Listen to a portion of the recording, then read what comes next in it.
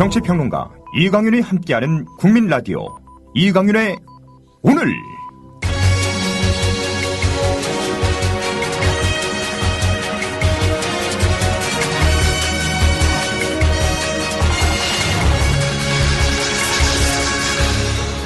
이강윤의 예리한 시각.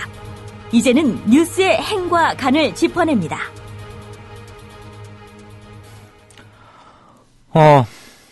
행간 시작합니다.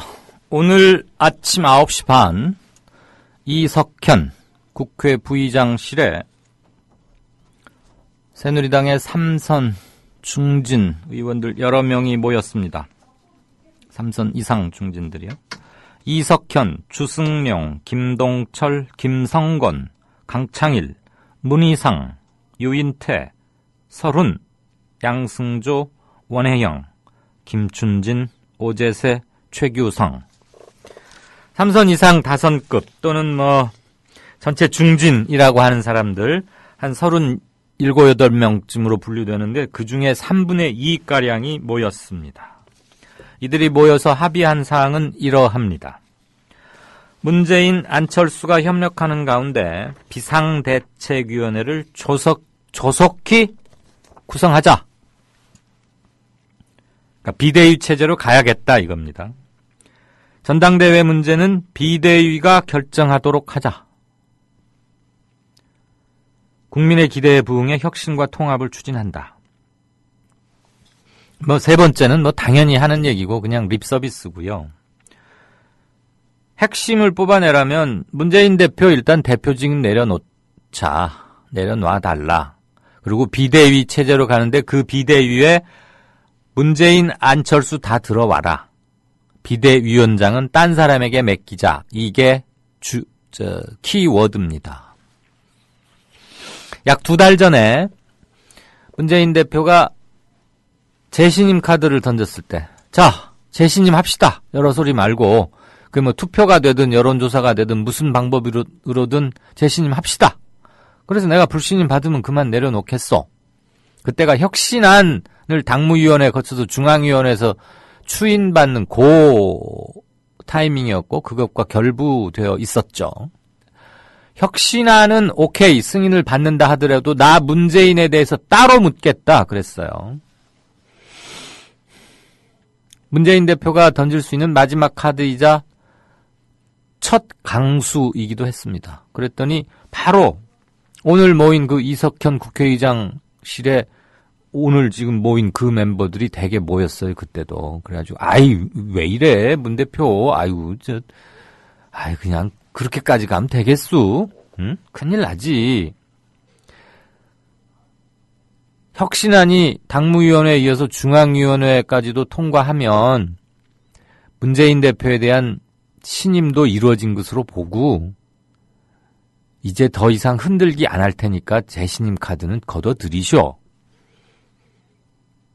그렇게 간접적으로도 말하고 문서로도 말하고 기자들 앞에서도 공개적으로도 말했어요. 2달 전 이석현 국회의장실입니다. 3달 전입니다. 죄송합니다. 2달 반쯤 됐습니다. 네. 꼭 같은 자리에 꼭 같은 사람들이 모여가지고 지금 전혀 딴 얘기를 하고 있습니다.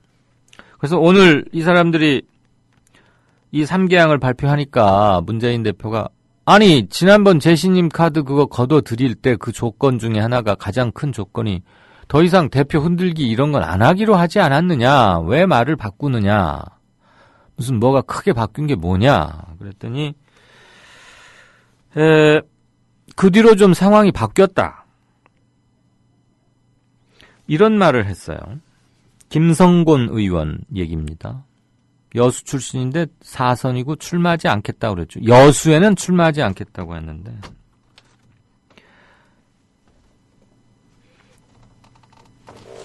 문재인 대표 재신임 정국 당시에 중진들이 대표를 흔들지 않기로 약속했었다. 이거 파기하는 거 아니냐 이렇게 물으니까 김성곤 의원이 이 말합니다. 잘 들으십시오.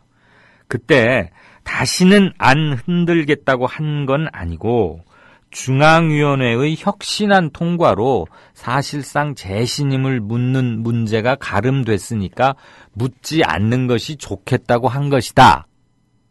였다는 겁니다. 이해가 되십니까? 아니면 헷갈리십니까? 헷갈리시면 한 번 더 읽어드리고요. 저는 이거 2번을 읽었어요.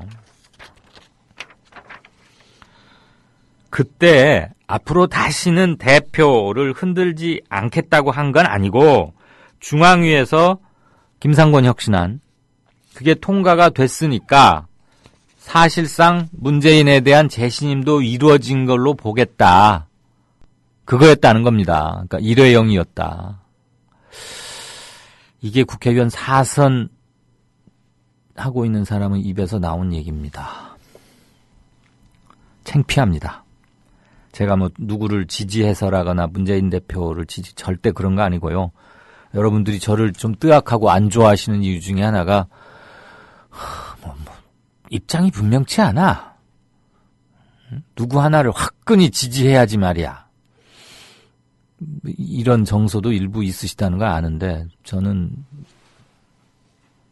방송에서 제 개인적 그것을 말하는 것 그렇게 온당하다고는 생각지 않고요.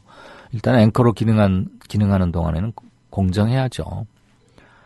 다만 경우와 상식과 합리성 이런 거에 비춰볼 따름인데 당시에는 누가 봐도 앞으로 이제 이른바 주류와 비주류 사이에 재신임 묻겠다 뭐 이런 얘기 나오지 않도록 분명히 하고 확실히 화합하고 넘어가려는 결기, 다짐으로 받아들이는 게 기본적인 거였습니다. 그런데 전혀 그렇지 않다는 겁니다. 오늘 얘기는. 이런 얘기가 이제 들리니까 오늘 저 최재성 의원이 아까 기자회견문 그 청취자분께서도 올려주셨는데 10시 반쯤에 최재성 총무본부장, 옛날 같으면 사무총장이죠. 문재인 대표의 가장 최측근 중 한 명으로 알려져 있고요. 삼선 의원이기도 하고. 갑자기 이제 그 회의실로 들어와가지고 당신들이 퇴진을 하거나 용퇴를 하거나 그러면은 지금 이 말의 진정성을 믿겠다. 그러면서 상당히 격앙되게 소리를 질렀습니다. 서로 지금 부글부글 끓는 거죠. 그리고 뭐 최재성 의원도 원래 3선 이상이니까 이 중진급에는 들어가는데 현재 당직을 맡고 있기 때문에 이 멤버에는 끼지 못했거든요. 오늘 이 멤버들은 당직을 맡고 있지 않은 3선 이상 중진입니다. 그러니까 3분의 2가량이 모인 거면 이건 대상자가 거의 다 왔다고 해도 되는 겁니다. 최재성 의원이 그랬어요. 중진들이 정치적으로 용퇴를 하거나 또는 그에 준하는 정신이 있다면은 오늘 이 결의안 3개항의 진정성을 이해해 줄 수 있다. 말에 그쳤죠, 말에. 저쪽도. 자, 이런 거 어떻게 봐야 될까요? 저는 정말 비주류라고 하는 그룹이 참 배짱이 있다. 그 배짱을 높이 산다. 그 기계로 왜 다른 데 가서는 참 제대로 의원 노릇 못하는지를 좀 묻고자 합니다. 그래서 행간으로 골랐는데요. 이렇게 나가면 공멸의 길로 가는 겁니다. 4월에 누가 되고 누구는 떨어지고 우리 지역구에는 내 믿는 뒷배들이 많이 있고 나를 지지하는 세력들이 견고하니까 나 지금 당 주류 좀 흔들고 대표 내려놔라 이렇게 말해도 난 우리 지역구에서는 내 인기는 괜찮아. 아마 이렇게들 생각하는 사람도 제법 있겠죠. 그런데 정치를 직업적으로 하고 그것도 십수년째, 최소 십수년씩이고 3선 이상이라니까 국회의원만 지금 12년 이상 해본 사람들이라는 거 아닙니까? 여기 5선도 있네요, 보니까. 문희상, 이석현. 그럼 최소한 20년 이상 정치밥, 여의도밥 먹었다는 사람들인데 일려다야로 가서 어찌 된다는 것은 너무나 잘 알아요. 그리고 한번 볼까요? 이 중에서 지금 이른바 호남이 지역구인 사람은 김춘진, 최규성, 김동철, 김성곤인데 김성곤은 여수로는 안 나온다고 했으니까 빼고 이 세 사람밖에 없습니다. 모두 12명인가가 참석했는데 그중에 3명 빼고는 다 수도권이에요. 주승용 있구나. 주승용까지 4명이구나. 그럼 수도권 선거가 어떠리라는 것은 본인들이 너무 잘 알고, 이 사람들이 다 뭐 몇만 표 차이로 상대당, 주로 새누리당이죠. 을 따돌리고 여유있게 1등한 사람들 아닙니다. 1000표, 700표 차이로 된 사람도 있고, 그렇네요. 이석현 의원도 뭐, 간을 쓸어내리면서 됐었어요, 지난번에. 서른도 그랬고. 다들 그래요. 강창일은 뭐 제주도 크게 차이 안 나는 곳이고, 원래. 오재세 씨는 한번 떨어졌다 되고 뭐 이랬고. 뻔히 아는데, 그럼에도 이렇게 배짱을 부려요. 표 떨어지는 소리가, 이런 기자회견 한번 할 때마다 표 떨어지는 소리가 우수수 나오죠. 문안이 협력하는 가운데 비대위를 조속히 구성하자. 그리고 전당대회 열지는 비대위가 협의해서 결정토록 한다. 그러니까 전당대회를 열지 안 열지를 포함해서 하겠다는 건데, 비대위 체제란 말이에요. 말 그대로 비상대책위원회거든요. 그 비대위는 몇 달씩 가면 그건 비상기구가 아닙니다. 그냥 상시기구 또는 준상시기구가 되는 거예요. 일종의 체제가 되는 거죠. 비상대책위는 기본적으로 2, 3주일, 3, 4주일을 넘기지 않아야죠. 그래야 비상전권을 위임받아서 부여받고 그걸 행사해서 다음번 정상적인 체제를 만들어내는 역할만 하는 게 비대위인데, 걸핏하면 비대위. 그래서 비대위가 뭐 한 7, 8번, 한 11번인가? 아무튼 뭐 10번 안팎으로 만들어졌어요. 어디부터 따졌느냐에 따라서 횟수는 복잡해집니다. 열린우리당부터 치느냐, 김한길, 안철수가 합친 그때부터 치느냐에 따라 계속 바뀌어지는데, 비대위 소리만 들어도 이제는 신물나고 도대체 정신들이 있니? 이러는 마당인데, 아직도 계속 국회의 부의장실에 모여가지고 다선이라는 사람들이 이런 말 하면, 표 떨어지는 것, 이쯤은 상관없겠다. 내 직을 걸고 다음번 당선, 낙선을 각오하고라도 당의 체질을 뜯어 고치겠다고 하는 거면 박수를 쳐주죠. 그 용기에. 그런 거 아니거든요. 여기 이 중에 지금 뭐 불출마하겠다 그런 사람들 하나도 없습니다. 최재성 총무본부장이 와가지고 회의장에 거의 막 문을 박차고 들어와서 꽥 하고 일가를 지르고 나서, 중진들이란 사람이면 그래도 당원 범주 내에서 할 수 있는 해야 하는 일을 하는 거 아니냐, 이래야 되는 거 아니냐. 문 대표 사퇴를 전제로 비대위가 꾸려지면 비대위 권한이 아니라 의무적으로 2달 이내에 전당대회를 꼭 하게 되어 있는 것이다. 그러니까 지금 뭐 비대위 얘기가 여러 군데서 나오고 있어요. 조국 교수 같은 사람도 제안을 합니다. 비주류에서도 제안을 하고 주류 측에서도 제안을 하는데, 각자 비대위를 말하는 데는 속내가 있어요. 전당대회를 열어서 당권 경쟁을 벌여서 문재인 대표 현재의 주류를 쫓아내보자는 것, 그런 목적의 비대위가 하나 있고요. 혁신안을 전격적으로 받아들여서 전당대회를 통해서, 지금 이미 문재인 대표는 본인이 독자적으로 그리고 정치적으로 수용하겠다고 발표를 해버렸으니까 이건 그 효과가 이미 일정 부분 반영이 됐고, 그래서 의미는 반감됐습니다만, 주류 측에서 하는 거는 혁신 전당대회를 열어서 그렇다면 혁신안을 받아들이고 새로운 체제를 꾸려서 선거에 임하자는 겁니다. 비대위 누가 되느냐, 그다음에 어떤 성격의 전당대회를 여느냐, 그거 가지고 또 싸울 거예요. 틀림없어요. 고로 전당대회를 여는 것은 결코 현명하지도 효율적이지도 않다라는 것은 저 같은 장삼 이사도 예상할 수 있는 겁니다. 그런데도 계속 전당대회가 얘기가 나온다는 것은 참 답답하다. 그리고 전당대회는 아시다시피 최소한 한 달, 한 5주쯤은 거기에 매달릴 수밖에 없거든요. 그리고 전당대회를 하면 모여서 박수치고 화이팅 잘하자고 그러려고 전당대회 하는 건 아니잖아요. 표대결을 하게 돼 있는 거죠. 누구를 뽑고. 그러면 표대결이라는 게 뭡니까? 승패를 나누는 거고, 져서 기분 좋을 사람 없으니까 다 이기려고 하고, 그러다 보면 무리수를 두게 돼 있어요. 당원 명부 하나도 제대로 옳게 관리하지 못하고 있는데 그런 전당대회가 무슨 국민적 공감 또는 거기에서 나온 결정이 어떤 정치적 승복의 의미를 획득할 수 있겠습니까?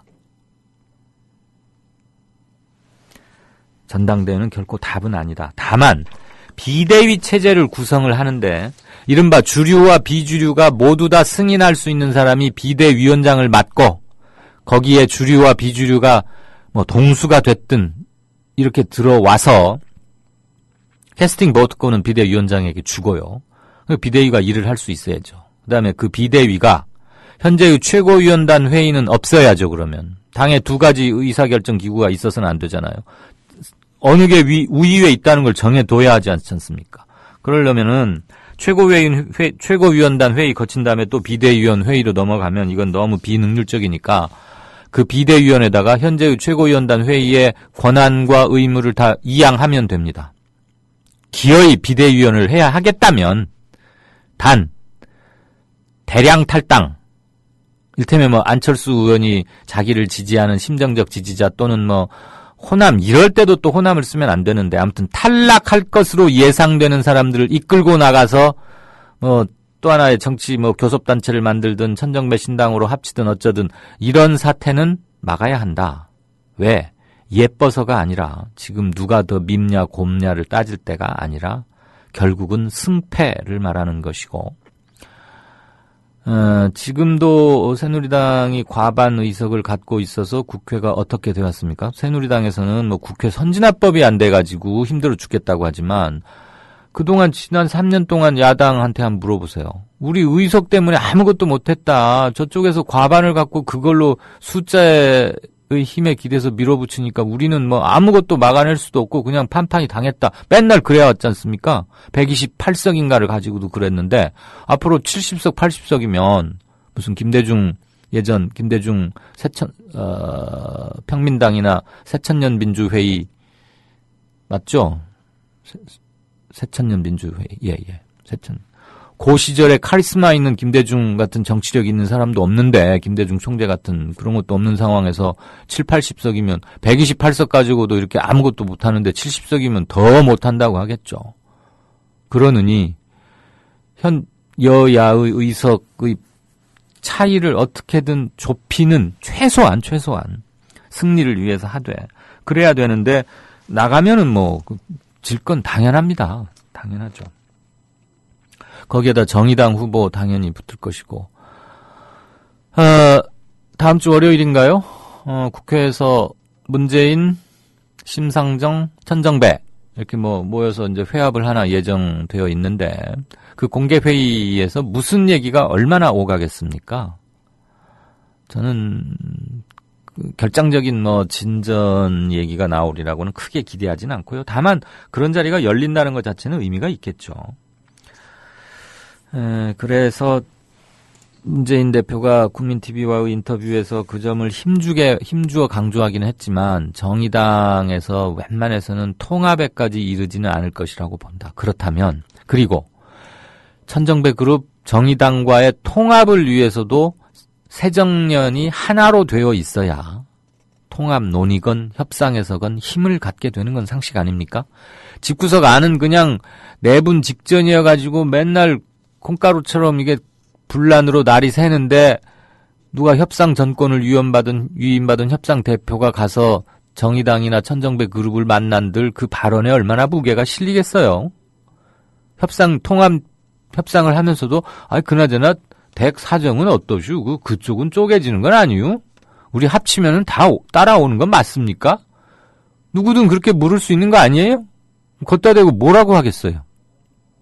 그러니 야권 대통합을 하겠다는 점에서나 거기까지는 이루어지지 않는다 하더라도 수도권에서의 참패를 막기 위해서라도 대량 탈당은 막아야 한다. 도저히 섞일 수 없는 사람 몇몇 심정적으로 여러분 마음속에 꼽을 겁니다. 그중에 어떤 사람은 미리 나갔기도 했고요. 또 알아서 민심의 체를 통과하면서 걸러질 거라고 보고 그건 자기 한석에 불과하죠. 주변에 영향을 미칠 만큼의 파괴력을 갖고 있는 사람은 아니니까 다선 의원이긴 하지만 누군지는 실명을 적시하지 않아도 아시겠죠. 정치적 파급력이나 영향력이 있는 사람은 아니기 때문에 그건 뭐 그 존재 자체는 그냥 가벼운 치통 뭐 이렇게만 생각하시면 될 것 같아요. 중요한 것은 수도권에서의 명운을 가르는 싸움에서 지지 않는 방법을 찾아내야 됩니다. 그건 두말할 필요 없이 1대1 대결 구도입니다. 정의당 후보가 선전해버리면 차라리 그래서 정의당 후보가 당선이 된다면 뭐 그것도 why not 이라고 할 수는 있겠죠. 그리고 저는 정의당의 힘과 블록이 커지는 것에 기본적으로 찬성합니다. 그런데 그게 새정년 이른바 제1야당이 잘못해서 거기서 뺏어와서 정의당이 커지는 것, 그것은 전체 야권 파이가 커진다고는 볼 수 없고 뭐 그래서 나중에 정치적으로 공동의 목표를 향해서 간다면 또 어쩔 수 없는 거지만 정의당이 외연을 확장하고 수권정당으로서의 가능성, 그 다음에 희망을 끊임없이 불어넣음으로써 중간지대에 있거나 새누리당 지지자 중에 그래도 합리적인 지지층을 데려올 수 있다면, 그래서 정의당이 커진다면 그건 100번 환영할 노릇입니다. 그러면 새정치연합은 제1야당은 죽지 않기 위해서라도 또는 한참 뒤처져 있는 3위라고 생각했던 정의당의 맹렬한 추격을 받아서 정신 바짝 차리고 운동화 끈 고쳐매고 다시 시작할 수 있는 힘을 챙긴다면 나쁠 요소는 없겠죠. 정의당에게서는 최근에 아주 그런 일말의 희망 또는 변화의 조짐은 느낄 수 있습니다. 그래도 여전히 아직은 중요한 건 제1야당이고 그중에서 제일 지금 가벼운 치통, 조 아무개 정도 빼고 나서 진짜 뭐 대퇴부 하나를 잘라낸다거나 이런 건 이제 안철수 의원이거든요. 본인 하나는 뭐 그런데 지금 그를 따르는 의원이라고 그러니까 구체적으로 우리가 거명하긴 뭐합니다만 물갈이 및 호남 그리고 이른바 비주류 중에서도 아주 완고하게 입장을 하고 있는 사람들이 당분간 제휴를 해서 만약에 나간다. 그래서 야권의 일각이 공식적으로 붕괴된다. 이랬을 때는 선거는 결정적이고 치명적인 겁니다. 그것은 감정적 앙금을 반드시 초래할 것이고 그게 2017년 겨울에 치러질 대선까지 어떤 지리한 과정을 거칠지 모르지만 야권 전체 진영의 총력의 마이너스화, 분화로 이어질 수밖에 없다고 봅니다. 더군다나 현재의 국면에서 전체 반민주 성향, 민주 성향의 유권자나 국민을 그의 개인적인 탁월한 카리스마 하나로 확 휘어잡고 뽑아낼 수 있는 사람이 있다고 보십니까? 가장 가까이 있는 사람이 누군지는 알겠지만 그 사람 한마디에 감동하고 울컥하고 당면한 목표는 무엇이니까 이것을 이루어야겠다라고 할 수 있는 이른바 양김 또는 뭐 바보같이 계속 그 길을 가면서 울컥한 감동을 줬던 이런 사람 1, 2년 내에 안 만들어집니다. 노무현이 뭐 1, 2년 만에 된 겁니까? 변호사 시절부터 88년 50 특위 청문회에 명패를 던지고 울분을 터뜨리는 순간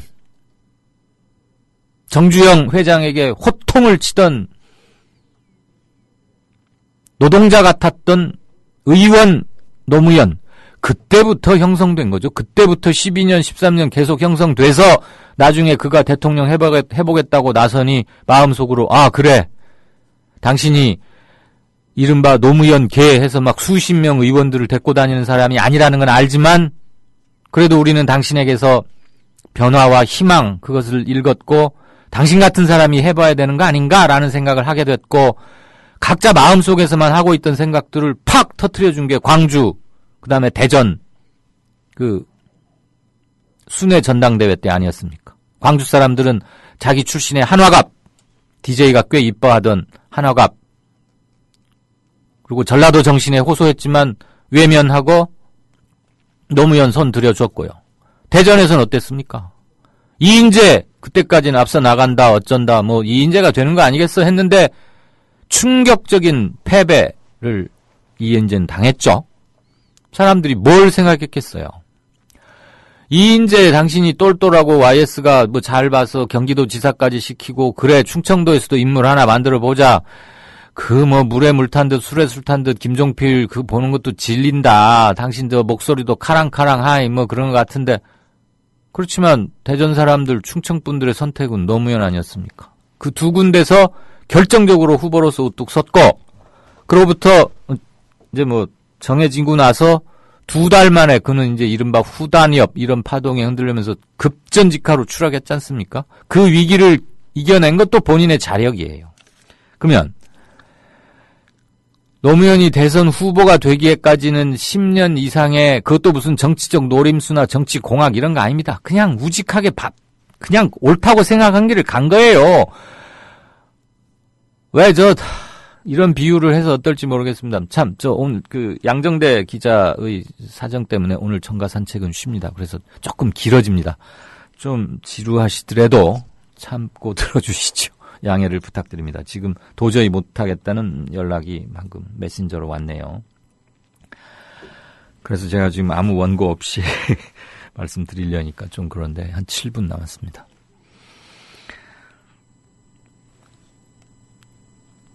노무현이 위기를 이겨낼 수 있었던 것도 본인의 자력이었는데 물론 헌신적으로 도왔던 그룹이 있는 건 압니다. 그리고 이미 노3호 그러니까 전국 순회 경선을 하면서 형성된 그 밑바닥의 열기는 확인이 됐고요.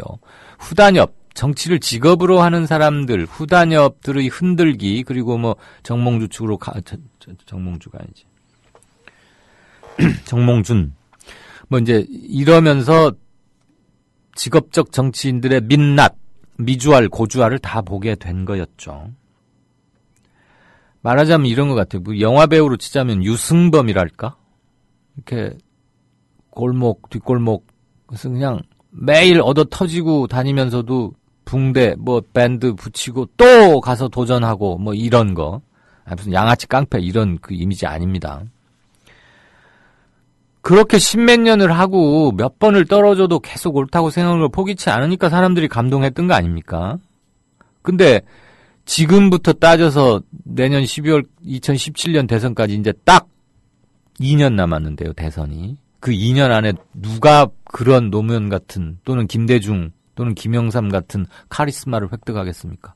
그들의 카리스마는 최소한 10년에서 최소한 20, 30년 몸으로 때우면서 생긴 것들입니다. 목숨을 걸고 단식을 하거나 살해 위협을 무릅쓰고 귀국을 하거나 떨어질 줄 뻔히 알면서도 계속해서 도전하는 울컥. 앞으로는 그럴 기회도 없고 그럴 사람도 없어요. 단 그럴 가능성에 좀 가까이 가 있는 사람은 한둘 있다고 봅니다. 그 둘이 어떻게 하느냐 문제인 것이고 제 소망에는 그 둘이 치열하게 바보 경쟁을 했으면 좋겠어요. 결기 경쟁, 원칙 경쟁. 그 둘이 누구를 지칭하는지는 아실 겁니다. 한 사람은 현재 뭐 단체장을 맡고 있어서 본격적인 정치 활동을 하며 할 수 없는 법적인 한계와 제약도 있고 다른 한 사람은 현재는 당대표를 맡고 있으니까 바보 경쟁을 하기에 좀 더 유리한 입장에 있다고 보입니다. 이렇게 머리 아프고 그럴 때 답은 간단합니다. 여론조사 매일 보고받고 이럴 텐데요. 민심의 소재, 제가 지난 쟁점 토론 때 민심의 탄착점 이런 표현을 일부러 써봤는데 좀 호전적이고 군사적이어서 주저하다가도 그냥 썼는데 탄착점이 어디 가 있는지는 압니다. 그냥 글이 일로 매진하고 두 눈 딱 감고 돌진하면 됩니다. 좌고 우면 이런 국면에서는 말이에요. 무슨 한마디가 또 다른 부정적 역기능을 나오고 이런 국면에서는 배려한다는 게 오히려 역효과를 가져오기도 합니다. 그냥 버릴 건 버리고 가되 대원칙은 천명해야죠. 탈당은 모두 죽는 길이다. 국회의원 아무개들이 죽는 건 상관없는데 이 무도한 정권 하에서 힘들고 고통스러워하고 독재로 회귀하는 그것을 우리가 속수무책으로 당해서야 되겠느냐? 왜 우리 같은 찌질이 직업적인 정치인들 때문에 국민들이 고통받아야 하느냐? 난 그 짓은 못하겠다. 그러니까 당신들도 역사의 죄를 지치는 마라. 그 역사가 몇십 년 후에 캐캐묵은 역사서로 쓰여지는 게 아니고 바로 4월 14일 날 조간신문에 일면 톱으로 나올 역사다. 예정대로라면 내년 4.13 총선인가 맞죠? 그럼 4월 13일 저녁부터 나오겠네, 방송에. 저는 그렇게 돌파하지 않는 한은 이 뭐 회의 몇 번 하고 뭐 비대위? 예, 현실적으로 어쩔 수 없으니까 저도 비대위 말씀은 드렸습니다만 비대위 멤버로 참여하게 되더라도 정치적 지분이나 그게 사라지겠습니까? 그런 선언, 그 선언 하나만 갖고 가야 됩니다. 모든 걸 다 던져버리고. 안철수 의원이 12월 13일 11시 기자회견 때 뭐라고 할지 모르겠습니다. 저는 탈당하지 않기를 소망하고 않으리라고 제 소망에 기반해서 탈당하지 않는다에 51%를 걸겠습니다. 그만큼 탈당해서는 안 된다는 뜻이기도 합니다. 만약에 탈당을 선언한다면 그가 했던 그동안의 모든 우리 사회에 끼친 공적 이런 것들과 바꾸게 될 수도 있는 게 아닌가 그런 생각을 지울 수 없습니다. 그는 매우 선량한 시민이고 헌신적인 공익주의자라고 알고 있습니다. 정치의 영역에 들어와서도 그의 헌신성과 공익에 대한 비중 그게 똑같이 유지되기를 바랍니다. 다만 내 식으로 해보고 싶다는 거 누구한테나 있어요. 50 넘은 사람들끼리 그 평생 못 고친다는 거 아닙니까? 그럴수록 사람들을 보십시오. 사람들. 먹고 살기 힘든 사람들. 당신 주변에 있는 변호사, 전문가들, 그 사람들 그런 그룹들 말고 하루하루 벌어먹고 힘든 사람들. 그러면서도 성금을 내는 사람들, 그런 사람들을 보고 판단하십시오. 오늘도 부산에 계시는지는 모르겠습니다만 호텔 이런 데서 고민하시지 말고 서울에 있는 참모들하고 전화로 막 하지 말고 자갈치 시장이 됐든 힘들게 사는 분들이 계시는 곳 목도리 같은 거 둘러쓰고 한번 돌아다녀 보십시오. 안철수 의원이 택해하는 게 무엇인지 바로 느끼실 수 있다고 생각합니다. 왜? 당신은 현명하시니까. 굉장히 긴 뉴스 행간이었습니다. 이상으로 12월 11일 이강윤의 오늘 마칩니다. 주말 잘 보내시고 14일 월요일에 다시 뵙겠습니다. 감사합니다.